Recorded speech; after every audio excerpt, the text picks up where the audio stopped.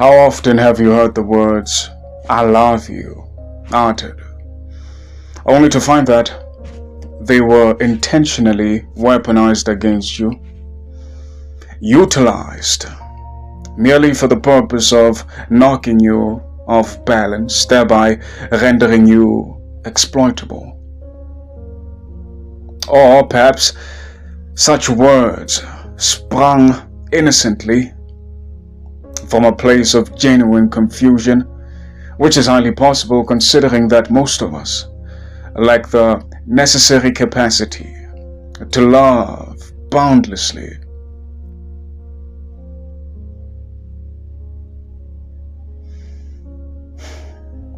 Well, in truth, it's not that we lack the capacity, it's that we don't acknowledge it, and therefore cannot experience it, let alone embrace it.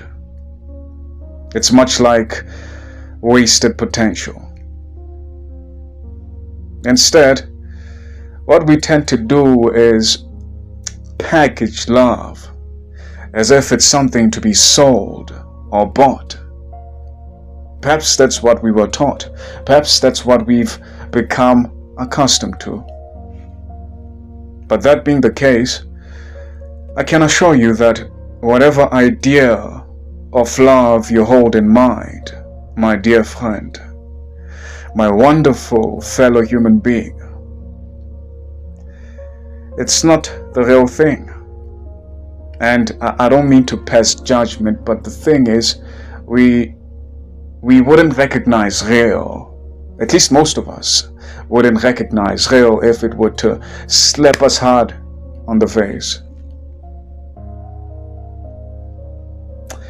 And so, I would bet my life that your definition of love typically amounts to your convenience, because everything is about you, right? If it doesn't work for you, then it's not working at all. Special person. Anyways, here's the thing now. Convenience is limited by preference, and that cannot house the infinite nature of love. You see, the human vessel in its entirety is the only thing capable of channeling unconditional love. Well, apart from the body of reality, that is, which I would like to think of as the ever-flowing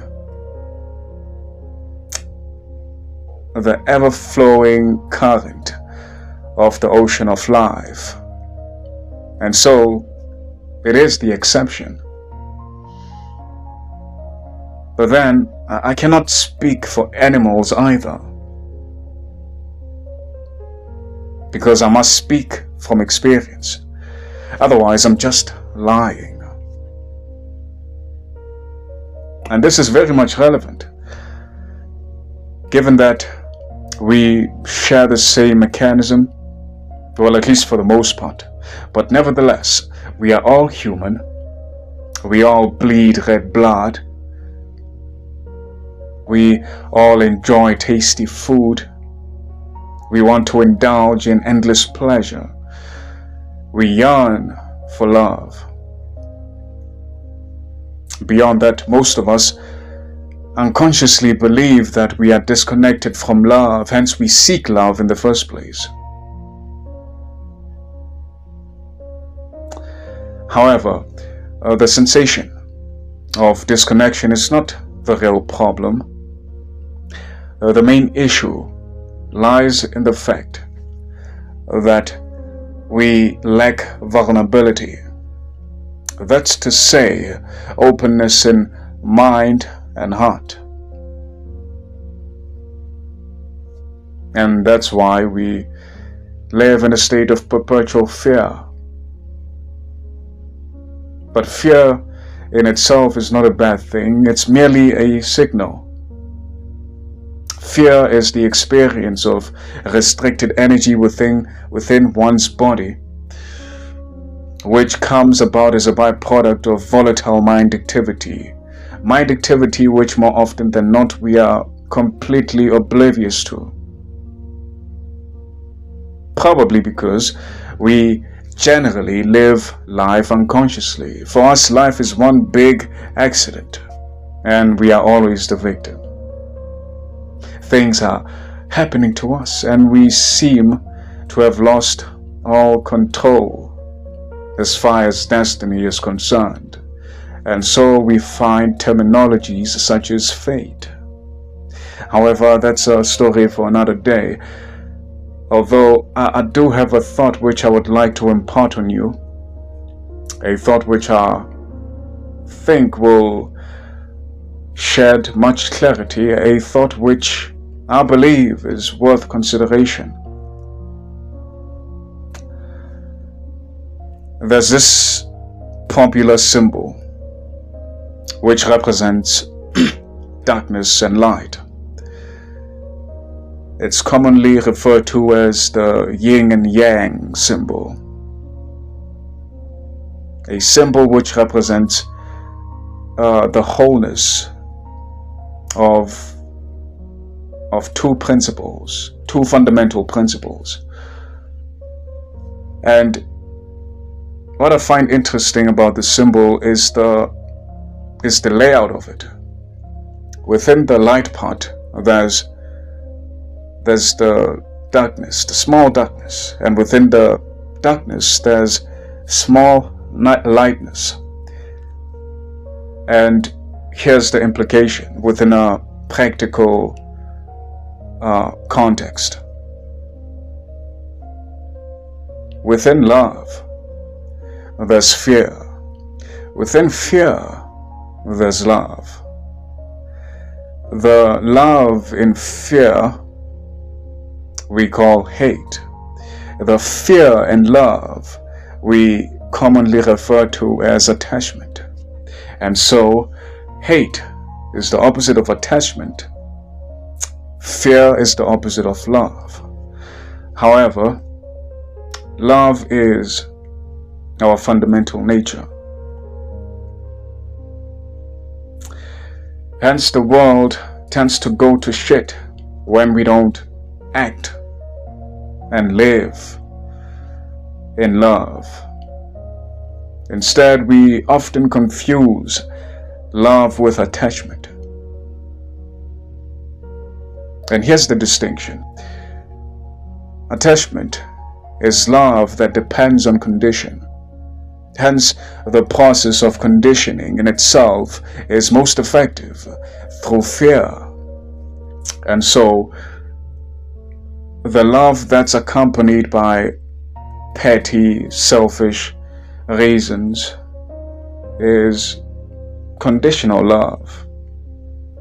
Real love, on the other hand, is unconditional. It needs no reason. I guess you could say it's natural love.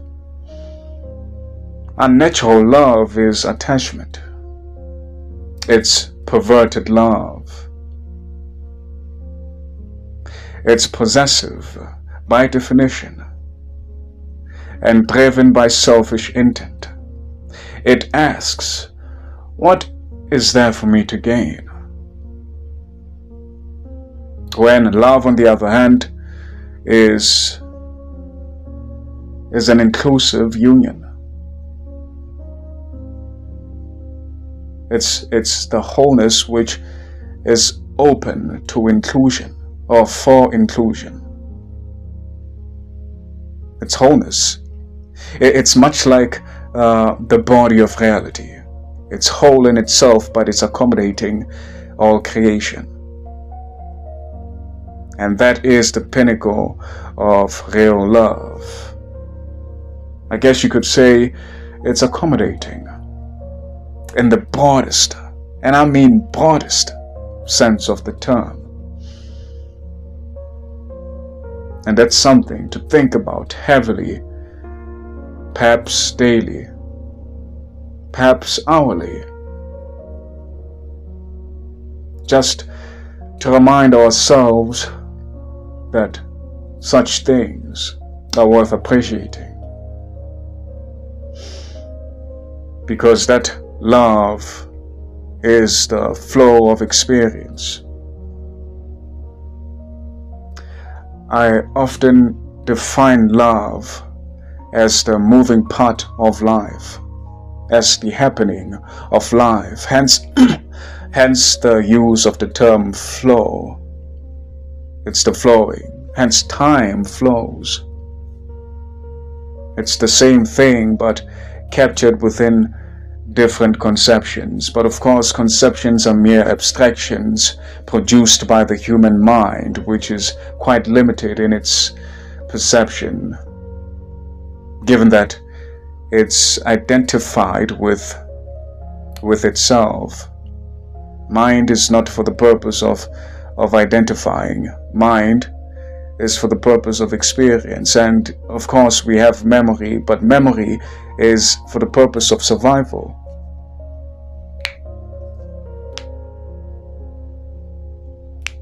And the process of survival is to preserve life, not to replace life, as we see nowadays is the case.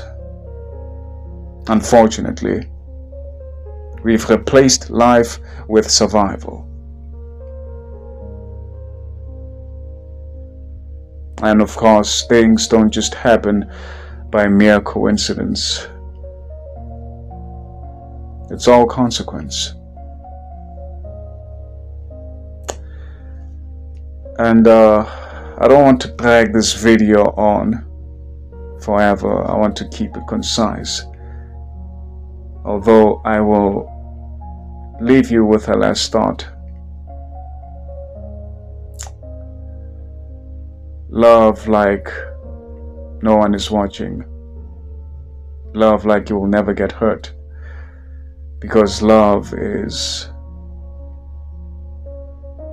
ultimate. Love is absolute.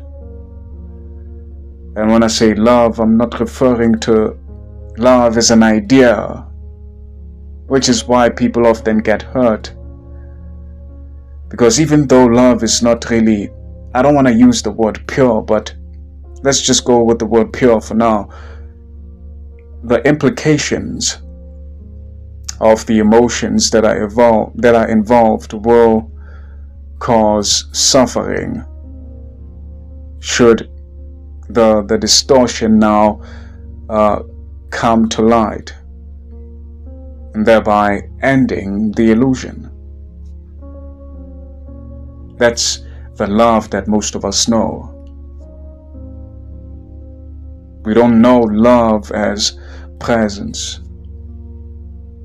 We know love as expectation. We approach relation with expectations because of what we see from the outside, and we make our own conclusions about how life, our own experience, will be affected by this particular person, only to find that they are also having their own experience and they won't always cater to our own needs. And so we get disappointed. But that defeats the whole purpose of love if we are to engage relation with the intention of loving union. So yes, keep that in mind. And if you found value in this video, I implore you, beyond that I plead, okay, not really plead, but I just implore you, if you found value, I mean, obviously you will want more value, I can only imagine, so you know what to do. If you don't know, subscribe to the channel, and until next time, love and light, cheers.